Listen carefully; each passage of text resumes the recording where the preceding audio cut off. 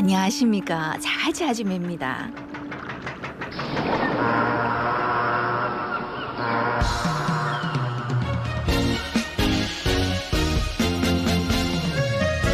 안녕하십니까. 자갈치 아줌매 박성원입니다. 안녕하십니까. 아나운서 김동현입니다. 코로나19로 인해서 선박수리 공업계가 어려움을 겪고 있습니다. 예, 러시아 선박에서 코로나19 확진자가 발생하기도 했고 부산항으로 들어오는 선박이 줄었는데 코로나19를 이겨내려면 어떤 게 필요한지 이야기 한번 나눠보고 해외 선박에 대한 코로나19 방역 대응책이 마련되는데요. 현장 얘기도 좀 들어보겠습니다. 그리고 8대 부산시 의회가 반환점을 돌았습니다. 전반기 2년을 보내고 이제 후반기에 들어서지. 오거돈 전 시장의 사퇴로 부산시정의 공백이 우려되는 상황이기 때문에 이 후반기 시의회 역할이 그 어느 때보다 중요하게 됐습니다. 시의회가 해줘야 할 일이 많은데 그래가 오늘 자갈치 아줌매에서 부산시 의회 전반기 민주당 통합당 두 원내대표 초대했습니다. 지난 2년간 부산시의회 전반기 결산하고요. 잘했던 점, 부족했던 점 복기해 보겠습니다. 앞으로 2년간 의정활동 방향에 대한 이야기도 나눠보고요. 잠시만요. 강안리에서 해운대까지 만원입니다. 서면에서 남천동까지 만원이죠. 아따 남포동에서 부산역까지 대리비 만원. 헐 헐터. 부산 어딜 가든 첫 특가 카카오티로 대리 타자. 지금 카카오티 앱 다운받으세요. 카카오티 대리. 메트로시티와 뉴욕이 만나 성공투자의 시그니처가 되다. 최고 청약률 616대 1 벨리브 센트로의 성공을 잇는 부산이 주목하는 핵심 상업시설이 옵니다. 뉴욕 감성을 담은 메트로시티 시그니처 상업시설 빌리브 센트로 브릿지. 051-742-0550 신세계건설. 남다른 스타일러, 남다른 스케일러 삼정 그린코아가 범일동을 새롭게 디자인합니다. 오피스텔, 아파트, 상업시설을 갖춘 범일동의 랜드마크 국제호텔 그 자리 범일역 삼정 그린코아 더 시티 성황리 분양주 분양문의 051-638-0303 삼정. 부산 MBC 메인 뉴스 오늘은 민성빈 기자가 전해드리겠습니다. 어서 오십시오. 네, 안녕하십니까. 설인 3종의 최숙현 선수 안타까운 죽음, 이 체육계에 만연한 폭력 관행이 다시 사회 문제가 되고 있는데요. 부산 MBC 취재 과정에서 올해 초 제자를 폭행해서 유죄를 선고받은 체육 코치가 최근 또다시 교사로 임용된 사실이 확인이 됐습니다. 이 채용 과정에서 확인되지도 않았고 뒤늦게 교육청 해당 교사에 대한 해임을 검토하고 있다. 이 코치가 교사가 된 과정 어떤 일이 있었는지 좀 설명해 주실까요? 부산의 한 고등학교에서 일어난 일입니다. 이 학교에서는 지난달 결혼이 생겨서 기간제 체육교사를 급하게 충원했습니다. 그런데 임용된 A 교사는 불과 6개월 전 법원으로부터 상해와 사기 등의 혐의로 각각 벌금형을 받았던 것으로 확인됐습니다. 취재진이 당시 판결문을 입수해서 살펴봤는데요. A 교사는 2011년 부산의 다른 고등학교에서 체육 코치로 있으면서 선수 2명을 때려 고막 파열 등의 부상을 입혔습니다. 또 학부모에게 체대 진학을 돕겠다는 거짓말로 돈을 받은 혐의로 재판에 넘겨졌습니다. 1심 재판부는 앞서 말씀드린 상해와 사기 두 혐의를 모두 유죄로 인정해서 각각 300만 원의 벌금형을 선고했는데요. 학교 측은 취재가 시작되고 나서야 해당 사실을 확인하고 A씨에 대한 해임 절차를 검토 중입니다. 이 학교 교장 선생님의 이야기 들어보시겠습니다. 경찰서 등 관계기관에 결격 사유가 없음을 서류로 통보받았고 계약 해지를 요청했고 현재 수업에서 내재한 그런 상태입니다. 그런데 이제 이 교사가 과거 학교에서 학생과 학부모를 상대로 벌인 범죄라는 점에서 문제가 심각해 보이는데 그런데 이 교사에 대한 해임이 사실상 어렵다면서요? 네, 문제는 현행법상 이미 채용된 A씨를 해임하기가 상당히 어렵다는 점입니다. 교직원 채용 등은 교육공무원법과 국가공무원법 적용을 받게 되는데요. 관련 법조항들을 살펴봤더니 아동학대와 성폭행, 횡령과 같은 범죄는 벌금만으로도 교사 채용이 제한됩니다. 하지만 A 교사가 이전 학교에서 무리를 일으켜 유죄를 선고받은 상해와 사기 범죄는 금고 이상의 형을 받았을 때만 임용이 제한되는데요. 이 때문에 A씨는 채용 전 결격 사유 조회 당시에 아무런 제지를 받지 않았습니다. 부산시 교육청의 관계자 이야기 들어보시겠습니다. 상식적으로 보면 이런 분이 교직에 들어오시면 안 된다라고는 판단하고 있죠. 그런데 법적으로 조회가 안 되고 걸러지지 못하는 부분이 있다 보니 학교에서도 아마 그렇게 채용을 했던 것 같고요. 근데 해당 교사 만나봤다고요? 어떤 얘기를 하던가요? A 교사는 선수를 때린 사실은 인정했지만 훈육 과정이었다고 해명했습니다. 또 항소를 진행 중이고 법적 결격 사유가 없기 때문에 교사 일을 그만둘 수 없다는 입장입니다. 이 교사의 이야기도 들어보시겠습니다. 행위 자체에 대해서는 반성하죠. 뭐 취지가 어쨌든 간에 행위는 있었고 그 행위에 대한 벌도 제가 받을 겁니다. 저는 그래도 제가 진실이라고 믿는 몇 가지들은 인정받고 싶어서 서를 한 겁니다. 부산시 교육청은 A교사 해임에 대한 법적 검토를 거치는 한편 교육부를 통해 교사 임용 제한을 강화할 것을 요청했다고 밝혔습니다. 그래요. 이 금고냐 벌금이냐 뭐 이걸 가지고 이제 됐느냐 안 되느냐 법적 검토 다 했겠죠. 그런데 글쎄요, 이 사회적인 통념상 이런 분이 선생님을 하고 계시면 많은 학부모님이나 학생들 걱정을 많이 하겠죠. 전체적인 시스템을 한번 다 이번 기회에 돌아봐야겠다는 생각 정말 합니다. 예. 그런데 이제 문제는 A 씨는 지금 이 교육계뿐만이 아니라 체육계에서도 여전히 활발한 활동을 이어가고 있다는 점인데 지금 국민체육센터 강사뿐만이 아니라 유도회 사무를 총괄하는 사무국장직도 수행 중이라 하더라고요. 자세하게 어디서 활동하고 있는지 좀 설명 부탁드리겠습니다. 네, 지난 2011년 한 고교 유도부 코치 시절 학생을 폭행하는 등의 혐의로 벌금형을 선고받은 A 씨는 지난해 7월 문을 연 한 지자체 국민체육센터에서 최근까지 체육 프로그램 강사이자 책임자로 있었습니다. 채용 박람회 때 이력서를 제출했고 면접을 통해 선발됐는데요. 선발 당시엔 일단 유죄 판결이 나오기 전이었습니다. 사실상 형사사건 절차가 진행되고 있었지만 규정엔 이를 제지할 수 있는 내용이 없었습니다. 국민체육센터 관계자 이야기 들어보시겠습니다. 여기 적용이 되는지 한번 봤었는데 사실 여기 지금 적용이 안 됐었어요. 부분이 진행 중이다라고 저희가 지금 알고 있어서 아직까지 이렇게 말씀드렸던 내용에는 또 해당이 안 돼서 다 해당이 안 된다라는 말씀만 하시네요. 근데 A 씨가 국민체육센터뿐만 아니라 유도부 폭행 혐의에도 불구하고 유도회에서도 일을 하고 있다고요? 네, A 씨는 자신이 소속돼 있던 부산시 유도회에서는 지난 2018년부터 지금까지 사무국장으로 활동 중입니다. 체육계 산하 각 종목 단체인 선수와 지도자, 임원 등의 징계 사항을 의결하는 스포츠 공정위원회라는 게 있는데요. A 씨는 심지어 사무국장 자격으로 유도회의 징계를 의결하는 스포츠 공정위원회 간사로 활동했습니다. 한 차례 위원회에 참여까지 한 것으로 확인됐는데요. 법정에서 유죄가 인정됐지만 A 씨에 대한 직위 해제나 해임, 징계는 전혀 없었던 겁니다. 예, 뭐 이런 이유가 좀 납득이 안 되는데 어쨌든 이유가 있었겠죠. 체육회는 어떤 입장입니까? 네, 부산시 체육회는 지난해 유도회 사무국장으로 있던 A 씨의 직위 해제에 대해 법률사무소에 법적 질의했는데요.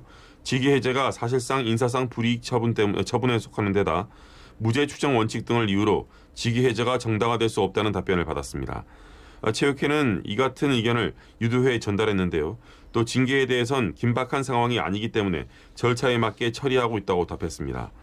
현재 시체육회가 스포츠공정위원회를 통해 폭력 사건에 대한 징계 절차를 논의하고 있지만 위원회 판단은 대부분 항소 판결 이후에 나오는 경우가 많아서 올해 처리 여부도 불투명합니다.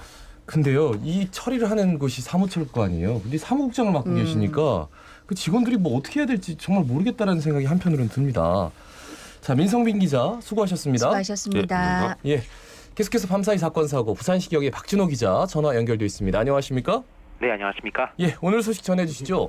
네, 오늘 새벽 3시 10분쯤 남구 우암동의 한 재개발 현장 타워 크레인에 50대 남성 A씨가 올라간 뒤 극단적 선택을 하겠다며 고공 농성을 벌이고 있습니다. 긴급 출동한 경찰과 소방당국은 현장에 에어매트를 설치한 뒤 내려올 것을 설득하고 있습니다.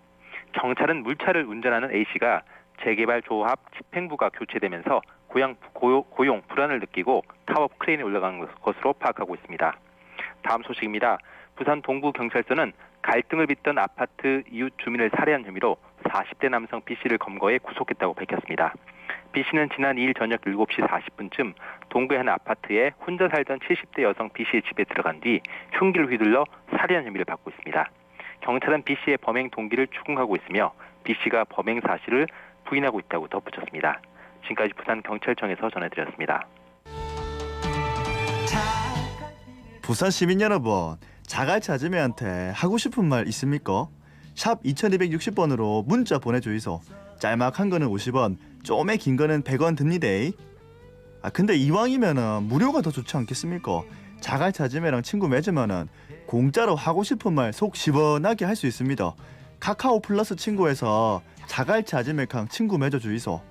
아 맞다. 그러고 유튜브 검색창에 부산 MBC 검색해갖고 들어오면은 실시간으로 볼 수도 있습니다. 채팅도 할 수 있고 예. 지금 버뜩혀 보이소.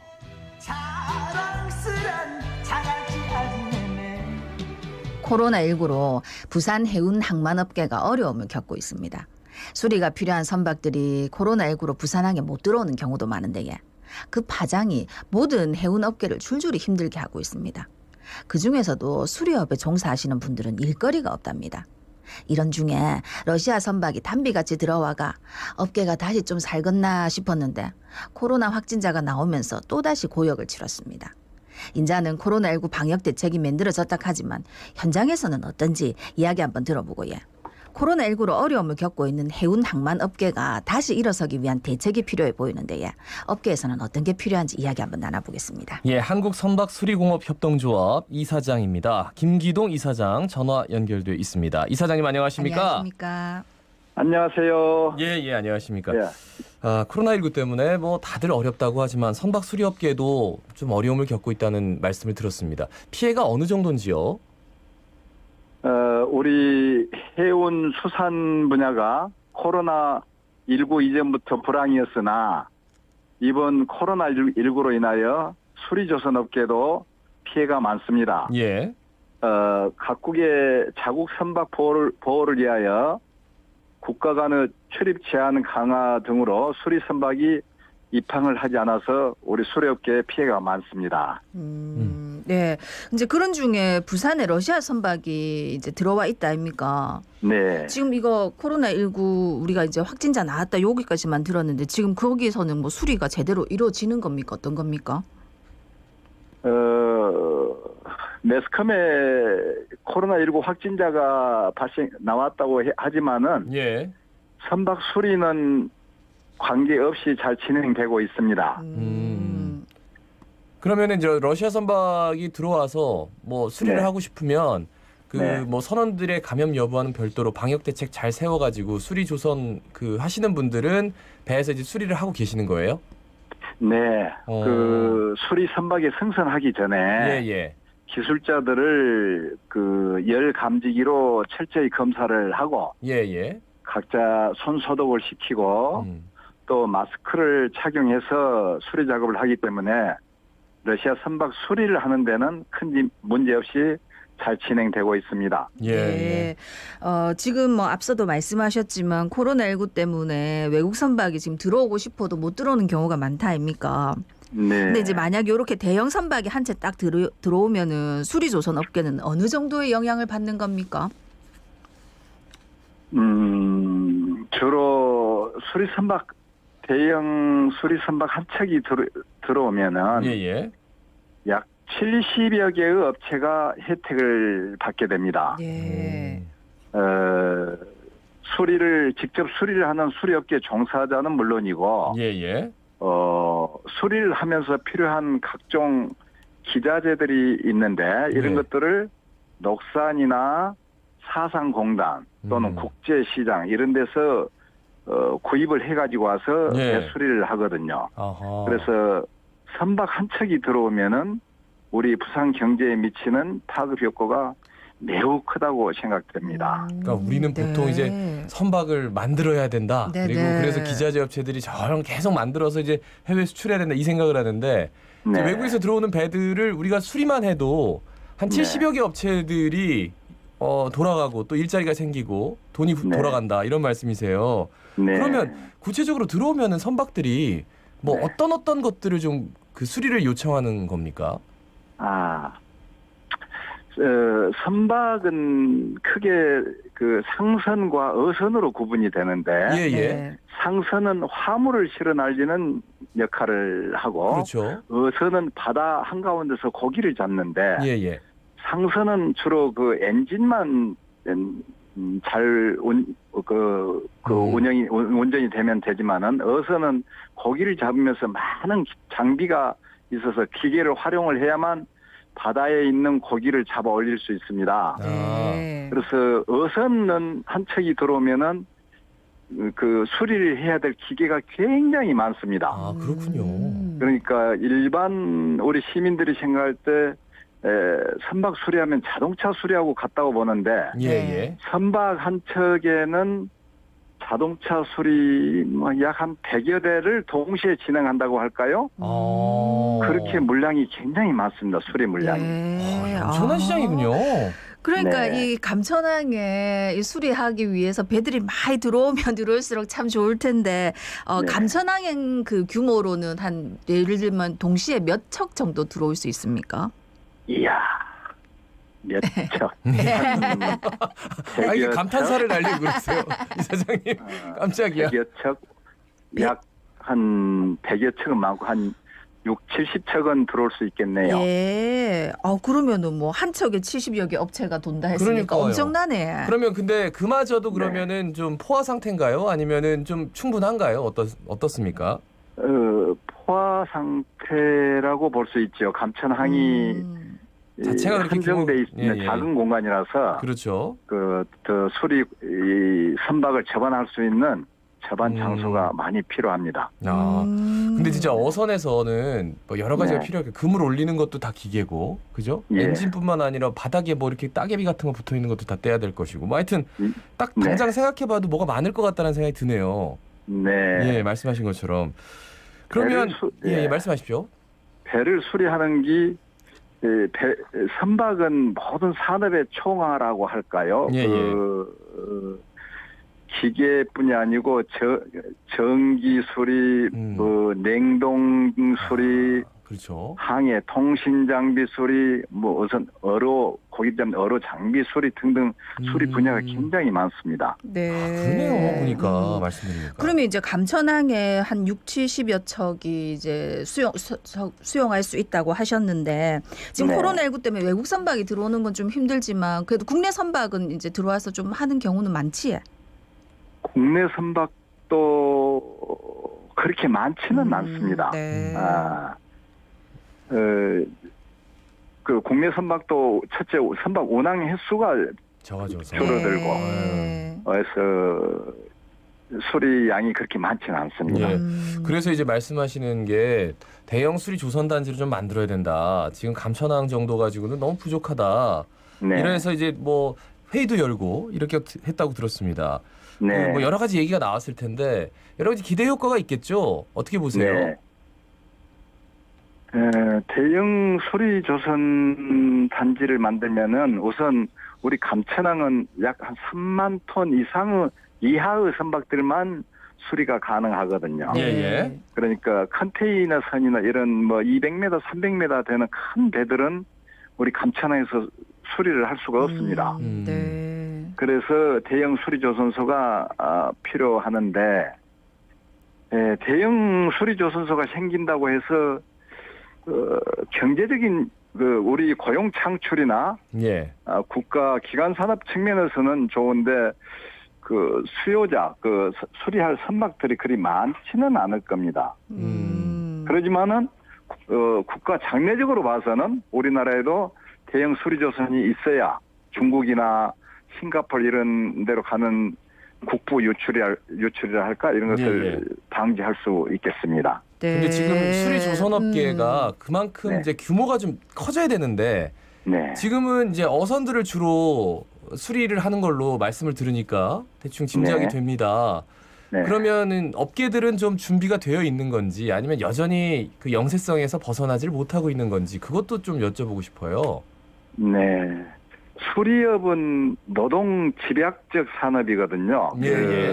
그러니까 자동화를 할 수 없는 그 기계를 하나하나 뜯어서 내부를 점검을 해서 판단을 해서 그 이제 안 좋은 부속을 교환을 하고 하는 건데 많은 수리 인력이 필요합니다. 해서 하는데 이런 수리 인력도 많이 부족해 있고요.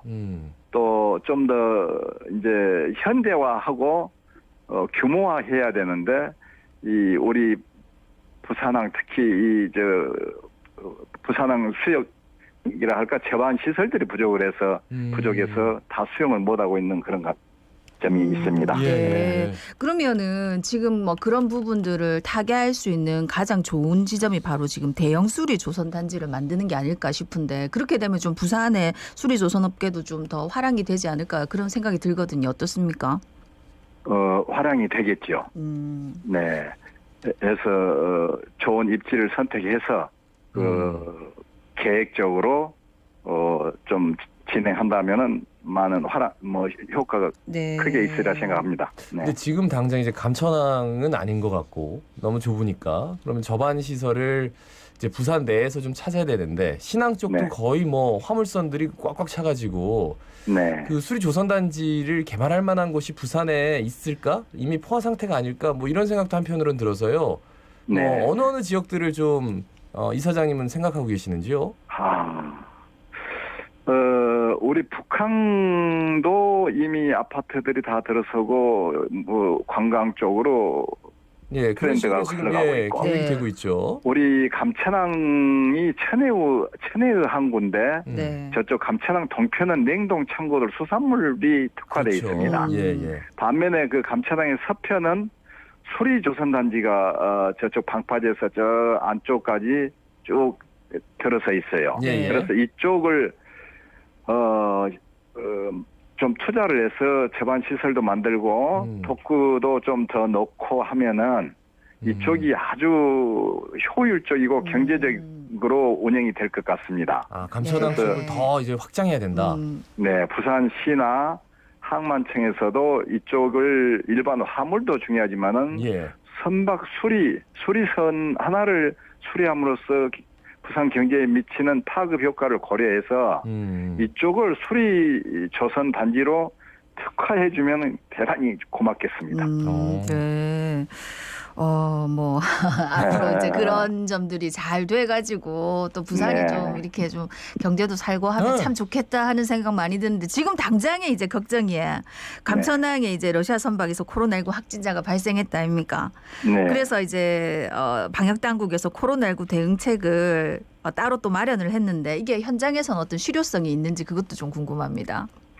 네, 일단 그 방역 대책을 잘 수립을 했고 우리 각 수리 업체들도 그걸 따라서 방역 지침에 따라서 전부 그 출입자들을 관리를 하고 수리 기술자들도 관리하고 선원들도 어떤 문제가 있는가 없는가 여부를 선박에서 내리기 전에 열 감지를 하고 철저히 시행들을 하고 있습니다. 그리고 선원 스스로 자기의 목숨을 지키기 위해서라도 자기들도 아주 그 위생관리를 철저히 하고 전혀 문제 없이 잘 근무들을 하고 있습니다. 근데 이제 회의 중에 또 이런 얘기도 나왔대요. 그러니까 수리 조선 사업이 더 발전하기 위해서는 관문공항이 있어야 된다. 이건 무슨 연관성이 있나요? 관문공항이 있으면은 그 외국 선주사들의 감독이나 선원들이 입국을 할 때 용이하게 선박에 접근을 할 수 있기 때문에 그런 효과도 크지요. 관문공항이 생기면은 모든 물동량 수송 시에 운송비도 절감할 수 있고 그 선원들이 이동하는데 시간도 단축할 수 있고 많은 효과가 있으리라고 생각이 됩니다. 그러니까 저는 이번 코로나19 때문에 선원들이 비행기로 이동한다는 사실을 처음 알았어요. 그러니까 그 나라에 가서 이제 교대를 해줘야 된다라고 들었는데 그게 여의치 않아가지고 이제 선원들이 배를 몰고 들어온다거나 아니면 그 나라를 뭐 거쳐가지고 들어온다거나 이래가지고 좀 어려움이 있었다라고 하던데 뭐 공항이 생기면 선원들이 들어와서 깨끗하게 수리한 배 딱 타고 가면 되겠네요. 그죠? 네, 그렇습니다. 말씀 잘 들었습니다. 네네, 고맙습니다. 감사합니다. 예, 감사합니다. 지금까지 한국 선박수리공업협동조합 이사장 김기동 이사장이었습니다. 자, 오늘 아침 아침의 생각 첫 번째 뉴스입니다. 부산 시민의 식수원인 낙동강 원수와 수돗물에서 미량의 과불화 화합물이 꾸준히 검출되고 있는 것으로 나타났습니다. 예, 일사다이옥산이 검출됐다 한 이야기를 예. 불과 얼마 전에 했는데 이 또 무슨 일인가. 사실은 이제 인체에 해를 줄 만한 양은 아닌데 지금 이제 부산시에서 만약에 인체에 무해하더라도 언론에 알리도록 한 대책을 세워놨기 때문에 이렇게 계속 이제 알려지는 거랍니다. 그래서 크게 뭐 걱정을 안 해도 된다 하기에는 사실 이런 게 물속에 있다 하면은 누가 걱정을 안 하겠습니까? 근데 이 과불화 화합물이라는 게 주로 어디에 있느냐? 카펫, 가구, 조리기구, 우리 코팅 프라이팬 있지. 네, 네. 그러면 자동차 내장재 혹은 아웃도어 등산복에 있답니다. 그러니까 이게 이제 뭐 어떤 업체에서 막 배출하는 거 아니냐 그런 거는 환경부나 부산시에서 철저히 감독을 하고는 있는데 예, 예. 이게 이제 우리 집에서 등산복도 빨고 프라이팬도 매일 설거지하고 하다 보니까 그 집집마다 그렇게 소량씩 나오면 안 보이겠습니까? 요런 걸 할 때 뭐 당국이 뭐 잘못했나 하는 것보다도 일단은 그런 거는 우리가 잘 감시를 할 테니까요. 우리 집에서 요런 것들을 좀 가급적이면 우리도 좀 배출을 안 하는 쪽으로 네. 한번 신경을 써야 되는데 참 어렵다, 그치? 참 그 코팅제 때문에 발암물질이 생긴다고 프라이팬도 굉장히 좀 자주자주 갈거든요. 네. 근데 그거 설거지하면서 배출된다고 생각하니까 야 이건 정말 어떻게 할 수가 없네요. 근데 사실은 이제 치수원을 좀 다 변화해야 된다 하는 게 가장 근본적인 중요하죠. 이제 네. 문제인데 이것도 너무 어렵고 우리는 어제 물 걱정 좀 안 하고 물 좀 마셔봅니까? 정말 우리 생방한 지 2년 차인데 맨날 물 걱정하고 있습니다. 지금까지. 예.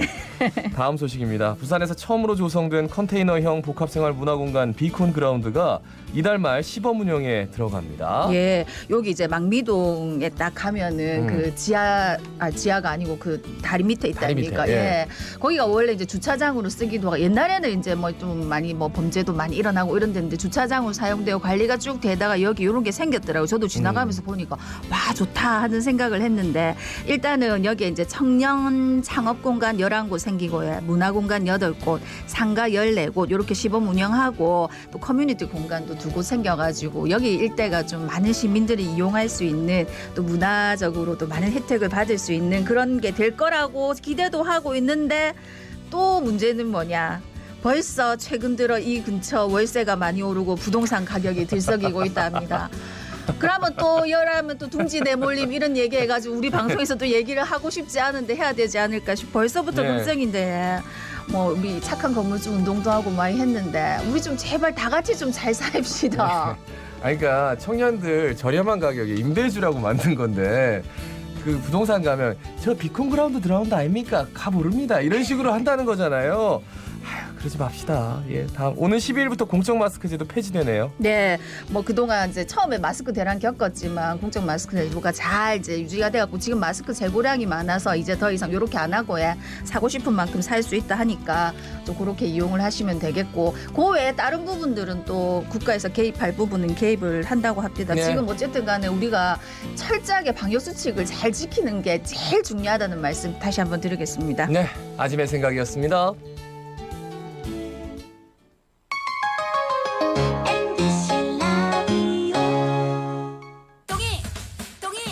동의합니다. 꿈을 이루고 싶을 땐 동의과학대학교 인류되고 싶을 땐 동의과학대학교 성공하고 싶을 땐 동의과학대학교 나의 미래가 웃는다. 취업의 명문 동의합니다. 동의과학대학교 7월 부산 해안 주거 문화를 잇는 오션라이프 에일리넷들이 찾아옵니다. 눈앞에 펼쳐지는 오션뷰, 1228세대 대단지의 앞선 생활, 동삼혁신도시와 북한 개발의 비전까지 오션라이프 에일리넷들에서 파노라마 라이프를 누리십시오. 문의 051-747-9077 IS동서. 비행기 타고 파도 타러 양양 갈 거야. 서피 비치 죽도 해변 양양 갈 거야. 빨리 갈 거야. 날아갈 거야. 1시간이면 도착이야. 신이 날 거야. 요즘 핫한 양양까지 부산에서 딱 1시간. 양양 가는 하늘웨이 티웨이 항공. 정관 형님 생닭 한잔 먹자. 오야 생닭이 딱이래. 형님 한 잔 먹어라. 난 한 잔 먹다 이가. 뭐시라 카노 그거 먹고 그만 물기가. 아니다 생닭은 2잔부터 시작이다. 역시 생닭 정말 좋다. 나도 생닭 정말 좋다. 신문은 그릇입니다. 사랑과 삶을 담는 그릇 부산일보. 신문은 상입니다. 세상과 일상을 보는 상 부산일보. 함께한 역사 위에 100년의 미래를 쓰겠습니다. 사람을 담다, 세상을 보다. 부산일보. 여러분의 제보가 정확하고 한 발 앞선 부산 MBC 뉴스를 만듭니다. 뉴스 제보 부산 MBC 보도국 051-760-1111번입니다. 저희 부산 MBC는 언제나 방송 광고의 창을 열어두고 있습니다. 문의 전화는 한국방송광고진흥공사 751-0400번입니다. 지금 시각은 8시 30분입니다. 어디다 얘기해야 될지 모르겠다. 아무리 말해봐도 안 고쳐진다. 방송에 나오면 안 다르겠나. 자갈치 아지매가 여러분의 민원을 기다립니다. 답답하고 억울하고 바꾸고 싶은 게 있으면 언제든지 제보 주이소. 제8대 부산시 의회가 반환점을 돌았습니다. 지난 2018년 지방선거 보수당 텃밭이었던 부산이 뒤집어졌었지요. 부산시장, 구청장, 시의회, 구의회, 민주당이 그야말로 대승을 거뒀습니다. 변화에 대한 시민들의 갈망이었지요. 이후 2년이라는 시간이 흘렀는데 그동안 시민들은 기대하던 변화를 체감했을까요? 오늘은 이 질문에 대한 시민들의 대답을 가슴 깊이 새겨야 할 부산시 의회 의원 두 분을 초대했습니다. 앞으로의 2년을 위해 지난 2년을 뒤돌아보고야 그러고 시민한테 박수 받는 시의회가 되려면 뭐를 꼭 챙겨야 할지 단디 한번 살펴보겠습니다. 예, 부산시의회 더불어민주당 김삼수 시의원 그리고 윤지영 미래통합당 시의원 함께합니다. 어서 오십시오. 어서 오십시오. 반갑습니다. 예. 두 분은 이제 전반기의 원내대표시기 때문에 뭐 오늘 말씀을 아주 그냥 허심탄회하게 잘해주시리라 믿어 의심치 않습니다. 부산 시민들께 짧게 인사 부탁드리겠습니다. 김삼수 의원부터 한번 들어볼까요? 네, 반갑습니다.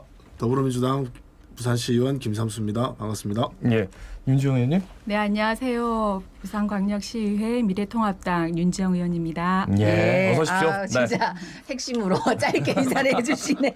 길게 하셔도 되는데. 예. 네. 우리 시의 전반기 이제 2년이 지났는데 두 분께 지난 2년간의 소회를 듣고 싶습니다. 예. 우선 2년 동안 정말 쉼없이 지나갔던 것 같고요. 뭐 제가 여러 자리에서 말씀드렸지만 지난 2년 동안 다양한 계층의 그동안 소외받아왔던 다양한 계층의 다양한 목소리들을 아마 의회로 녹여내는 그런 시기가 아니었나라는 생각을 저는 해봅니다. 네. 윤지영 의원님. 네, 사실 밥값하는 의원이 되기 위해서 정말 부단히 노력을 했었던 것 같습니다.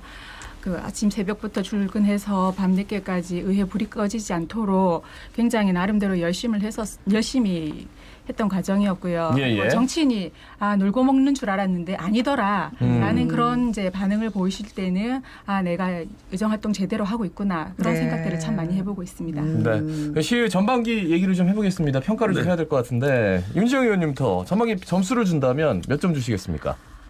저는 한 70점은 되지 않을까라고 생각을 하고 있습니다. 70점이요? 네. 꽤 후하신데요. 네. 이제 의원 개별적인 의정 활동을 보게 되면 사실 저희들이 이전 의회와는 달리 굉장히 이제 뭐 조례안 발의라든지 그리고 5분 자유 발언이라든지 시정 질문 이런 것들이 이전 의회와는 굉장히 많은 차이를 보이고 있습니다. 뭐 실질적으로 그 의정 활동의 꽃이라고 할 수 있는 조례안 발의 같은 경우는 7대 전반기와 우리 8대 전반기를 비교해 봤을 때는 거의 한 100건이 차이가 나고 있습니다. 7대 같은 경우 뭐 한 155건이었는데 우리 이번 8대 들어와가지고는 한 253건 정도 거의 한 100건이 넘는 조례안들을 발의하고 그다음 뭐 5분 자유 발언 같은 경우도 전반 그 7대와 비교해봤을 때는 굉장히 그 건수에서 많은 차이를 보이고 있습니다. 이렇게 의원들이 개별적인 의정 활동에 있어서는 이전 의회와는 굉장히 많은 차이가 있지 않나 저희 나름대로 그렇게 평가를 해보고 있습니다. 우리 김삼수 의원님은 몇 점? 제가 70점을 주려고 했는데 70점 말씀하시니까 저는 조금 더 해서 한 75점 정도. 더 후하시네요. 본인들 점수를 이렇게 후하게. 아니 그래도 뭐 보통 뭐 조금 그렇게 ABC로 치면 그렇게 높은 점수는 아니었다라고 생각을 하는 게 이제 그래도 다양한 시민들의 목소리를 녹여내는 데는 좀 많은 역할들을 했다라고 생각을 합니다. 뭐 조례만 보더라도 감정 노동자에 관련된 뭐 처우 개선이라든지 프리랜서 관련된 분들에 대한 처우 개선 그리고 뭐 지역 화폐 시민들의 어떤 가처분 소득 소상공인들을 위한 것도 있지만 시민들의 가처분 소득을 올려주기 위한 뭐 지역화폐라든지 그런 형제복 지원 문제 다양한 계층의 소외된 분들의 목소리를 많이 녹여내는 것에 대해서는 좀 많은 어느 정도 성과를 냈다고 생각을 하지만 그것이 일반적인 시민들에게는 좀 와닿는데 조금 더 시간이 필요하지 않나라는 부분에서는 이제 점수를 또 조금 까먹는 게 아닌가라는 생각을 그러니까 돌아보면은 조례안이 굉장히 많았어요. 부마 민주항쟁 조례안, 그리고 공공기관장 인상 검증에도 있었고 살찐 고양이 조례안도 있었고 형제복지원 피해자 관련 대책 강구하는 굉장히 적극적으로 나섰는데 시민들이 이게 체감했느냐? 이거는 뭐 시민들의 몫인 것 같습니다. 네. 뭐 70점에서 75점이면 김도현 아나운서는 후한 점수라고 했지만 사실은 뭐 그렇게 후한 건 아닌 것 같고 근데 어쨌든 본인들이 열심히 한 만큼의 점수는 줘야 된다고 생각하니까 여기서 뭐 20점, 30점 얘기하면 뭐 했노 이런 소리 받기 어떻겠습니까? 설마 그렇게 겸손하시지 않을 것 같아요. 근데 이제 이 8대 때 아까 윤정희 의원님 7대에 비해서 뭐 여러 가지 변화를 조금 말씀해 주셨는데 이제 그 부분보다도 어쨌든 저희 부산시 의회 같은 경우에 7대까지 사실 통합당 독주였다 아닙니까? 이제 그 이후에 이제 민주당 이번 8대 때는 민주당으로 권력이 좀 이양이 됐는데 이 부분을 따졌을 때 지난 시의회하고 좀 달라진 점은 뭘까? 이런 게 궁금하거든요. 사실 개인적으로 평가를 해봤을 때 아마 이건 제 개인적인 평가만은 아니라고 생각을 하고 있습니다. 부산시 시민들 대부분이 이 부분에 대해서 공감을 하실 것 같은데 저희가 이게 그 권력이 교체됐음에도 불구하고 사실 이제 이전과 비교해봤을 때 시의회의 가장 큰 역할이 집행부 견제라는 부분입니다. 이 부분이 과연 제대로 되었을까? 사실 이 지점은 낙제점이라고 해도 저는 과언은 아니라고 생각을 합니다. 가장 최근에 뭐 오거돈 전 시장이 뭐 성추행 사태로 인해 가지고 사퇴를 했을 때도 사실 시의회 차원에서 왜 이런 문제가 발생했는지에 대한 정확한 뭐 진상 규명이라든지 이런 행위 자체들이 아예 없었고요. 그리고 이제 또 권한 대행 체제 들어오고 난 이후에 이전에 이제 오거돈 전 시장과 같이 동반 사퇴를 했었던 그 신진구 대협력 보좌관을 다시 복귀시킨 그런 상황이 생겼음에도 불구하고 시의회가 이 부분을 이제 따져 묻는다든지 그럼에도 불구하고 그 의장은 이 인사권은 권한 대행 체제의 그 권한이다.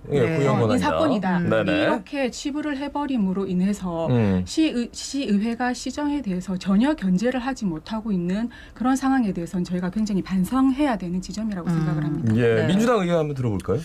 우선 크게 달라진 점은 소통이라고 생각을 합니다. 뭐 과거에 비해서 저는 이제 그 시의원을 전직으로 하는 그 전업으로 하는 의원들이 많이 늘어나다 보니까 거의 매일 출근을 했던 부분들이 있고요. SNS 관련돼서도 기존의 의회 홈페이지라든지 이런 부분들에서 상당히 많이 개선이 돼서 유튜브 채널, 뭐 페이스북이나 트위터, 인스타그램 다양한 채널들을 통해서 이제 시민들과 좀 소통할 수 있는 기회가 되었던 것 같고 권위의 상징이었던 이제 의장 접견시 를 개방을 함으로써 이제 시민들 토론 공간이라든지 그런 다양한 공간을 활용하는 것들에 대해서는 저는 상당한 변화가 있었다는 생각을 좀 합니다. 그런데 이제 앞서 뭐 윤지영 의원께서도 말씀하셨다시피 그런 부분들에 대해서도 사실은 이 부분은 견제나 감시의 어떤 그런 기능이 약했다라는 것에 대해서도 뭐 어느 정도 인정을 합니다만 그보다도 그동안 20여 년간 독점해왔던 권력들에 대해서 어느 정도 그런 것들을 한 번 정도는 조금 도와줘야 되지 않나라는 생각에서 아마 조금 그런 부분들에서 조금 미진하지 않았나라는 생각을 좀 가져볼 수 있습니다. 근데 사실 그 전대미문의 사태입니다. 성추행으로 시장이 사퇴를 했단 말이죠. 그런데 그 보시는 분들은 그 뭐 후한 점수를 주더라도 민주당 출신 시의원들에 대해서 좀 더 견제하고 좀 더 나서야 되는 것 아니냐라는 말씀하실 것 같거든요. 여기에 대해서는 어떻게 말씀해 주시겠어요? 그게 사실 그러한 일들이 어떤 시의회에서 감시를 안 해서 그런 일이 일어난 건 아니라고 저는 생각을 하거든요. 이거는 어떤 비리라든지 이런 문제하고는 좀 다른 상황이기 때문에 저희가 뭐 핑계가 아니라 이거는 철저히 개인적인 부분에서 일어난 부분이기 때문에 이건 감시를 한다고 해서 그러한 일들이 일어나지 않았다라고 생각은 하진 않습니다. 다만 그 일이 일어나고 난 이후에 대해서 부분은 저는 철저하게 의회에서 저희가 의원총회를 3번을 거치면서 이제 의회 중심에서 어떤 비상대책위원회를 구성해서 비상대책 체제를 만들어 나가는 그런 과정에서 이제 지금은 하반기로 넘어가는 그런 시기이기 때문에 조금 그런 부분에 대해서는 저희가 감시를 안 해서 그런 일이 일어났다라는 것에 대해서는 사실은 저는 좀 동의하기는 어렵습니다. 다만 이제 같은 정당의 소속으로서 과거에 이제 선거 때 뭐 같이 해왔던 입장이기 때문에 어떤 진상조사라든지 이런 부분보다는 어찌 보면 같은 그 지지를 해달라는 했던 그런 입장에서는 사실은 저희도 뭐 따지고 보면 저희도 뭐 같은 죄인이기 때문에 어쨌든 반성하는 것이 우선이 아니었나는 그런 생각은 좀. 민주영 의원님 바로 말씀드릴게요. 여기에 대해서. 사실 감시라는 부분이 시장이 그런 개인적인 잘못을 저지르는 부분에 대한 것도 의회가 감시를 해야 되는 부분이라고 저는 생각을 합니다. 이거 시장의 개인적인 문제로 치부해 버리기에는 시장이 일반 사인이 아니지 않습니까? 공인이거든요. 그렇기 때문에 시장의 모든 행동 또한 의회의 감시를 받아야 되는 것이고 시장이 운영하고 있는 시정 또한 의회의 감시를 받아야 되는 부분입니다. 이게 시장 개개인의 뭐 사생활로 치부해 버릴 수 없는 시장의 입장을 봤을 때는 우리가 제대로 된 견제를 하지 못했다. 그리고 제대로 된 감시를 하지 못했다. 그리고 사태가 발생하고 난 이후에 그러면 이 대책 마련이라든지 그런 문제들이 발생했던 그 원인이 무엇인지에 대한 시스템을 전반적으로 의회가 점검을 했었어야 함에도 불구하고 이런 부분이 전혀 이제 이루어지지 못했다라는 부분은 사실 뭐 여든 야든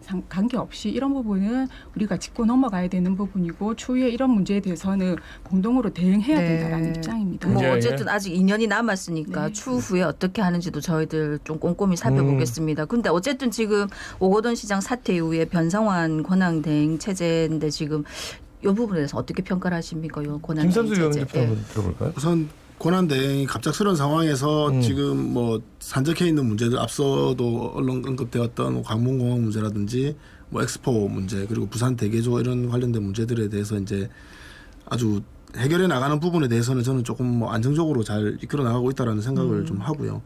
이제 조금 더 이제 아무래도 신분이 공무원이다 보니까 조금 활동에 제한이 여러 가지 이제 많이 걸리다 보니까 의회 역할들이 좀 더 커지지 않나 그런 생각들을 좀 하고 있습니다. 그 윤지영 시의원님. 자, 그럼에도 불구하고 굉장히 이제 광폭 행보를 하면서 이제 시정을 안정적으로 이끌고 가고 있다라는 부분에 대해서는 많은 시민들이 공감을 하고 계실 겁니다. 그런데 1년에 그 권한대행이 하는 그 행보를 봤을 때는 이게 오거돈 전 시장의 아바타 아닌가 하는 그런 느낌을 감출 수가 없는 부분들이 있습니다. 아까도 잠시 언급을 해드렸지만 그 오거돈 그 전 시장의 성추행 사태와 관련해서 동반 책임을 지고 사퇴를 했던 신진구 전 보좌관을 복귀를 시켰다는 말입니다. 그 복귀를 시킨 부분에 대해서 굉장히 많은 의문점들이 있어요. 더군다나 지금 신진구 보좌관 같은 경우는 공직선거법과 그 권력 남용이라는 제목으로 지금 경찰에 고발까지 돼 있는 상황인데 이런 분을 지금 다시 복귀를 시켰다라는 거죠. 그렇다면 아직까지 이 보좌관이 내지는 오거돈 전 시장이 해결해야 되는 무슨 문제가 있는 것들이 아닌가 그런 의심을 감출 수가 없는 부분입니다. 그렇기 때문에 정치적인 목적을 가지고 있든지 변상환 권한대행 체제가 무슨 정치적인 목적을 가지고 있나 이런 의심을 충분히 할 수 있는. 그러니까 정치적 목적이라 하면 내년도 보궐선거에서, 보궐선거에서 뭐 민주당의 후보로 나가는 것 아닌가? 뭐 여기에 대해서 의구심을 갖는다라는 말씀으로 들리네요. 부분이죠. 뭐 김삼수 시의원님 바로 말씀 듣겠습니다. 뭐 내년 선거에 대해서 얘기를 하시면 사실 그분이 뭐 저희 당의 소속으로 나올지 안 나올지도 잘 모르고 사실은 할지 안 할지도 잘 모르고 저희 당 같은 경우는 아마 중앙당에서 결정을 해야 될 부분이지만 사실은 책임이 저희 더불어민주당에 있기 때문에 그 후보를 내야 되냐 말아야 되냐 하는 지점부터 다시 논의를 해야 되는 상황이라 그 이후에 그 변상 권한대행에 대한 논의가 이루어져야 되지 않겠나라는 생각을 하기 때문에 거기는 조금 저희는 바라보는 시간 조금 다르다라고 할 수 지금 굉장히 좀 중요한 시기긴 해요. 동남권 관문공항도 이제 뭐 김해신공항 검증이 뭐 2달 후에 나오고 이 시기를 놓치면은 굉장히 골든 타임을 놓칠 것 같아가지고 그래서 이제 변상환 권한대행이 좀 광폭 행보를 하고 많은 분들을 만나는데 그렇습니다. 그 야당 입장에서는 이게 내년 보궐선거에 나오려는 포석이 아닌가 뭐 이런 의구심도 있다라는 식으로 뭐 정리하고 가겠습니다.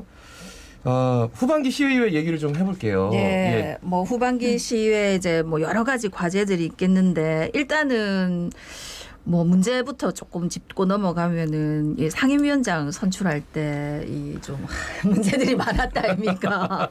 예, 뭐 윤지영 의원님 갑자기 이렇게 자세를 고치세우고 요 민주당의 해명부터 좀 드려야 될 것 같은데 어떻습니까? 어떤 해명이랑 뭐 해명을 해야 되는 부분이죠. 사실은 이 부분에 대해서 이제 그 징계를 받은 전력자에 대해서 저희가 어떤 그 위원장직에 재척 사유가 된다든지 그런 것들에 대한 부분이 사실은 없었습니다. 그래서 물론 요 선거 관련된 규정은 제가 정한 것은 아닙니다만 선거관리위원회에서 그 정도까지는 저희가 파악을 하지 못했던 부분에 대해서는 조금 아쉬운 부분이 있고요.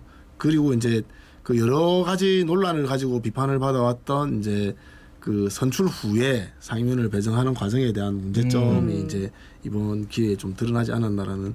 전반기 때는 사실 그렇게 크게 이런 일이 없었기 때문에 좀 부드럽게 잘 넘어간 부분이 있어서 전반기와 거의 비슷한 수준에서 이제 저희가 진행을 했던 부분이 있는데 이러한 일들이 이제 있었기 때문에 조금 이제 논란이 되지 않았나라는 생각을 하고 잘 수습해 나가는 것으로서 또 극복해야 되지 않나라는 생각을 하고 있습니다. 네, 두루뭉술하게 말씀하셔가지고 구체적으로 좀 말씀드리면 김문기 의원이 행정문화위원장으로 이제 상임위원장으로 후보를 등록을 해서 이제 약간 논란이 된 이유가 김문기 의원 같은 경우에는 이제 논문 대필 입법연구원에게 시켜가지고 징계를 받았거든요. 그리고 이제 접촉하지 말아라 이런 명령까지 받은 상태에서 해당 심의위원회, 해당 상임위원회 위원장이 되면서 근데 지금은 일단 후보 사퇴를 했습니다. 그죠? 네.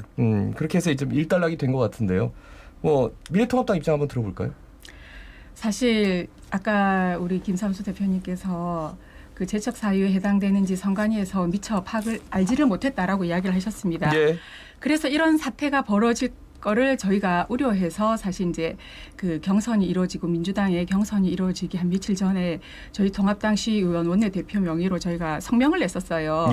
최소한의 후보들의 도덕적인 검증은 있어야 되지 않느냐. 결격 사유가 결격 사유에 해당되는지에 대한 검증은 있어야 하지 않느냐라는 내용의 저희가 논평을 냈었거든요. 그게 바로 지금 문제가 발생한 이 지점을 염두에 두고 저희가 논평을 발표했는데 이제 개개인에 대한 이제 뭐 인신 공격이 될 수 있어서 사실 실명을 거론하지는 않고 두리뭉실하게 저희가 논평을 냈었거든요. 근데 역시나 모르고 그냥 이 부분에 대해서 이제 그냥 지나갔다라는 부분에 대해서 굉장히 조금 아쉽다라는 말씀을 드리겠고 결국은 이 상임위원장이라는 게 그 위원회를 대표하는 인물이라고 볼 수가 있습니다. 그러면 얼마나 그 분야에 전문성을 가지고 있고 얼마나 많은 관심을 가지고 있는지가 상임위원장의 그 지위에서 녹아나야 되는 부분인데 이런 부분에 대한 전혀 고려 없이 그냥 인기투표처럼 가장 많은 표를 득표한 사람이 내가 원하는 상임위를 선택을 하고 나면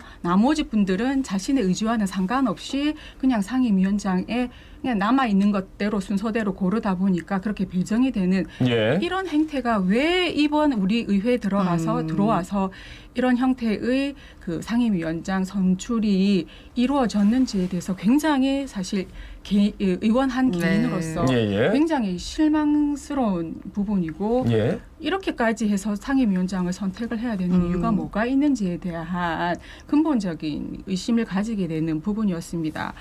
뭐 다행히 이제 해당 의원께서 이제 그 후보직 사퇴를 함으로 인해서 이제 사퇴는 마무리가 됐는데 이 지점 또한 우리가 제대로 된 평가를 통해서 추후에 이제 뭐 상임위원장 선출에 있어서 보완책이라든지 이런 것도 마련해야 될 것 같습니다. 네.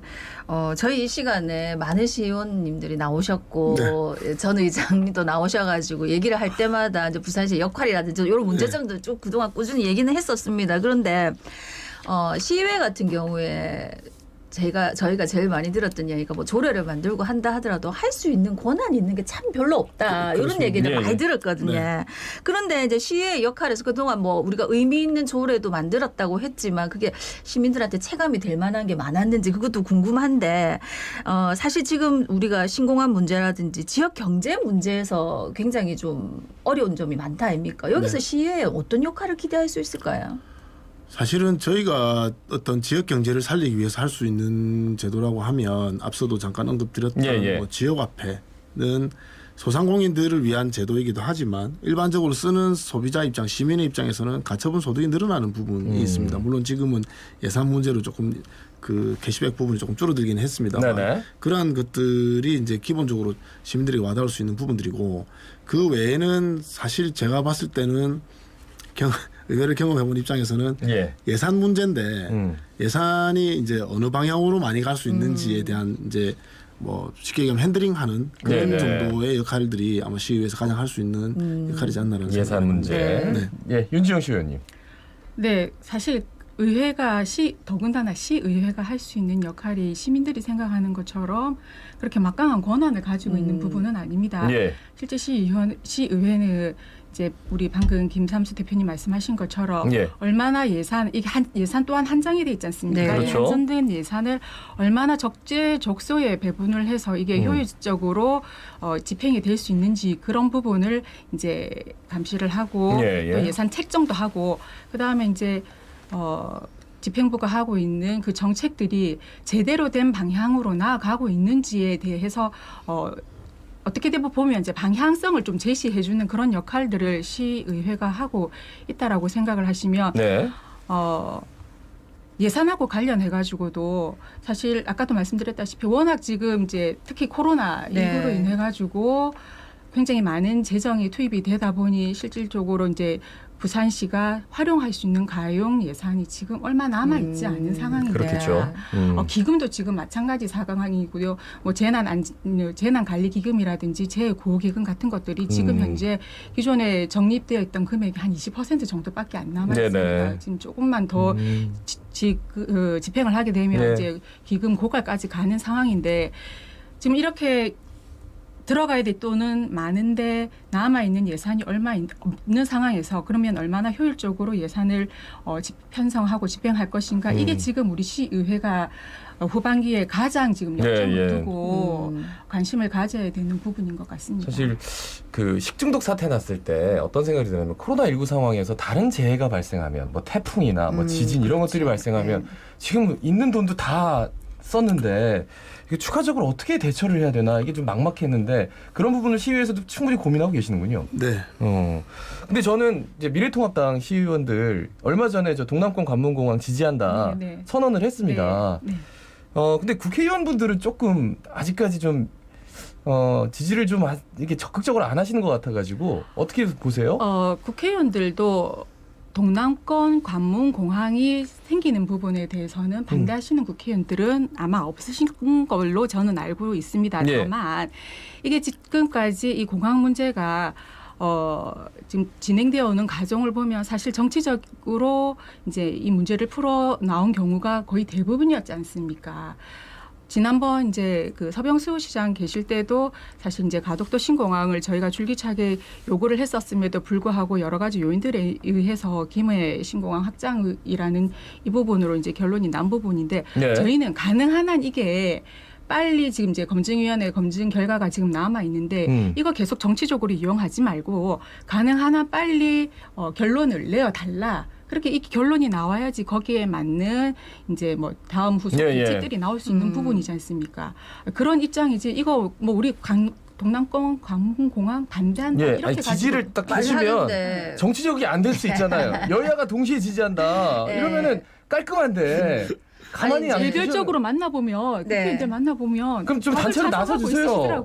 아니 그러니까 안 그래도 지금 자연스럽게 얘기가 나와서 하는 말인데 2018년 지방선거에서는 민주당이 뭐 거의 압승을 했고 부산 경우에 그다음에 이번 총선에서는 미래통합당이 압승을 했습니다. 국회의원 선거에서. 그런데 이제 지금 방금 말씀드린 것처럼 부산에서 많은 국회의원들이 배출이 됐는데 중앙에서 뭐 목소리를 못 내는 것 같은 다 할 수 있을 것처럼 얘기를 하셨는데 그런 느낌이 있더라고요. 신공항 문제만도 개인적으로는 찬성하는 거 혼자 집에만 얘기하면 뭐합니까? 우리가 알아야지. 언론에도 알리고. 근데 그런 부분을 저희가 말씀드리고 싶은데 어쨌든 이런 변화된 민심에 대한 뭐 생각은 어떠신지 말씀 부탁드리겠습니다. 2018년 같은 경우는 사실은 저희는 시민들로부터 너무나 많은 은혜를 입었다라는 생각을 드립니다. 그리고 그 이유는 여러 가지가 있겠지만 뭐 그동안에 집권 세력들에 대한 불만들 그리고 저희 새로운 세력들에 대한 어떤 기대감들이 많이 커왔다는 생각을 하고요. 그리고 지난 2년간 저희가 만들어 왔던 것들이 막상 일반적인 시민들에게 다가가는데 조금 속도가 느렸지 않았나 하는 부분에 대해서 이제 이번 선거도 좀 영향을 미치지 않았나라는 생각을 합니다. 네. 민지영 시의원님. 그 혹시 그 봄날은 간다라는 영화를 보셨는가 모르겠는데 거기 보면 굉장히 유명한 대사가 나옵니다. 사랑이 어떻게 변하니. 저는 이 말이 정말 이 유권자들의 민심을 대변한다라고 생각을 하고 있습니다. 그동안 이제 소위 말하는 이제 우리 통합당에 대해서 실망하신 많은 분들이 2018년 지방선거에서 민주당을 선택을 하셨어요. 그런데 이제 새로운 정권을 부여받은 이제 민주당에서 하시는 것들을 보니 사실 이전과 별다른 이제 뭐 차이가 없다라고 느끼신 이제 시민들이 이번 총선에서 또 그 사랑을 저희 통합당으로 보내주신 것 같습니다. 네네. 사실 이 지점이 우리 정치인들이 굉장히 이제 새겨 봐야 되는 지점이라고 생각합니다. 언제든지 민심은 변할 수 있기 때문에 오늘의 민심이 내일을 대변한다라고도 추측을 할 수가 없는 부분인 것 같습니다. 어떻게 사랑이 변하니인데 정치인들은 사랑이 변할수록 더 열심히 뛴다. 이런 말씀이고 민심은 그만큼 언제든지 움직일 수 있다. 부산 시민들이 그걸 보여줬다. 아까 지적하신 여러 가지 문제들 하반기에 어떻게 하는지 후반기에 어떻게 하는지 저희도 꼼꼼하게 살펴보겠습니다. 말씀하신 대로 없는 살림에 예산 감시 잘 해주시고 예산 잘 배정해 주시고 다시 한번 당부드리겠습니다. 그래요. 전반기에 참 원내대표로 수고하셨던 두 분이에요. 부산시의회 더불어민주당 김삼수 의원 그리고 윤지영 미래통합당 의원 함께했습니다. 고맙습니다. 고맙습니다. 감사합니다. 강한리에서 해운대까지 만 원입니다. 서면에서 남천동까지 만 원이죠. 아따 남포동에서 부산역까지 대리비 만 원. 헐 헐터. 부산 어딜 가든 첫 특가 카카오티로 대리타자. 지금 카카오티 앱 다운받으세요. 카카오티 대리. 메트로시티와 뉴욕이 만나 성공투자의 시그니처가 되다. 최고 청약률 616대 1. 빌리브 센트로의 성공을 잇는 부산이 주목하는 핵심 상업시설이 옵니다. 뉴욕 감성을 담은 메트로시티 시그니처 상업시설 빌리브 센트로 브릿지 051-742-0550 신세계건설. 아까 70년 줬다고 그 정도면 후한 점수죠. 지금 밖에서 두 분 듣고 계신지 모르겠는데 청취자분들 청취자분께서는 그 정도면 후한 점수라고 하셨다는 점 민심은 어디로 향하고 있는지 다시 한번 새겨주시기 어떻게 사랑이 변하니 언제든지 변할 수 있다는 거 꼭 기억하십시오. 이제 장마 기간인 와중에 오늘은 해가 좀 나가지고 마음이 좀 보송해지는 것 같네. 자갈치 아침에 17,417회 박상원이었습니다. 아나운서 김도현이었습니다. 오늘도 힘찬 하루 보내십시오. 고맙습니다.